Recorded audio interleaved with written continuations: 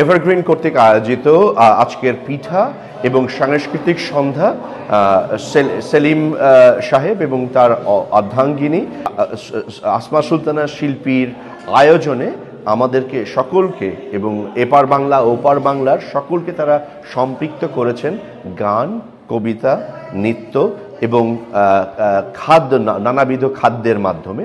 আপনাদের এই আয়োজনের আয়োজকীয়তাকে আমি সাধুবাদ জানাই এবং আমি আপনাদের কাছে অনুরোধ করব এই আয়োজন যেন যুগের পরে যুগ, বছরের পরে বছর চলতে থাকে। আপনাদের উত্তর মঙ্গল কামনা করি।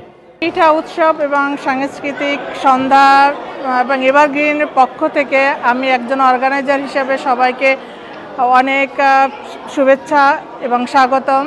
সবাই আসছে এবং নতুন নতুন পিঠা, আমরা যে আমাদের কৃষ্টি কালচার পিঠা, সেই পিঠা আসলে আমরা বিলেতে এসে ভুলেই যাচ্ছি, কিন্তু এই সব প্রোগ্রামের মাধ্যমে আমরা সেই পিঠাকে উপস্থাপনা করতে পারছি।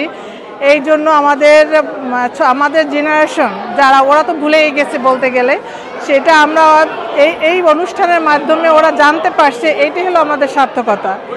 এবং অসংখ্য ধন্যবাদ যে সবাই সুন্দর পরিবেশনা, গান আবৃত্তি, নাচ সব কিছু মিলে সুন্দর পরিবেশনা আমাদের। ধন্যবাদ ভাই।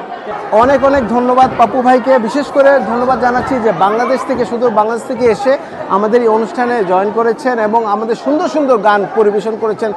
সত্যি যারা দর্শক রয়েছেন আবেগে আপ্লুত হয়ে গিয়েছেন, এত সুন্দর গান, আর সবাই স্টেজে এসে ডান্স করেছেন, আমাদের সাথে একত্রিত হয়ে মজা করেছেন।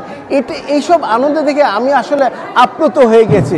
অসাধারণ গান করেছেন পাপু ভাই, তার জন্য অনেক অনেক ধন্যবাদ অন্তরের অন্তঃস্থল থেকে। আপনারা সবাই ভালো থাকবেন। এবং আমি এভারগ্রিনের পক্ষ থেকে, আমি এভারগ্রিনের ফাউন্ডার এবং আমি এই আয়োজনটি করেছি বিশেষ করে আপনাদের, এবং সবাই যেন এরকম আনন্দিত থাকুক এবং মুখরিত হয়ে উঠুক সবার জীবন, এটাই আমার কামনা। Thank you very much. প্রবাস জীবনে যখন বাংলার কোনো গান শুনি, বাংলা গানের ধ্বনি শুনি, তখনই মনটা বেজে ওঠে। তাই দূর দূরান্ত থেকে, বাংলাদেশ থেকে এসেছি আজকে এই লন্ডনে পাপ্পা ভাইয়ের এই অনুষ্ঠানে গান করার জন্য। আমি অত্যন্ত গর্বিত যে আজকে গ্রিন লাইফ গ্রুপের সাথে, যে এভারগ্রিন গ্রুপের সাথে যে গানটা আমি করেছি এবং সবাই মিলে একত্রিত যেভাবে নাচানাচি করেছে, আমি আসলে অবাক হয়ে গেছি যে দেশে বসে বিদেশে বসে বাংলাদেশের যে একটা ফিল পাওয়া আজকে এখানে পেয়ে গেলাম। আজকে লন্ডনে আমার স্মৃতি রয়ে গেল। আজকে এখানে এসে আমি মুগ্ধ, আমি গর্বিত। আমি বাঙালি জাতির মুখরিত এই জীবনের চলার পথে আজকে এই বাঙালি জাতির সাথে আমি অত্যন্ত গর্বিত হয়ে আজকে বলবো, পাপ্পা ভাই, you are the best. Thank you so much.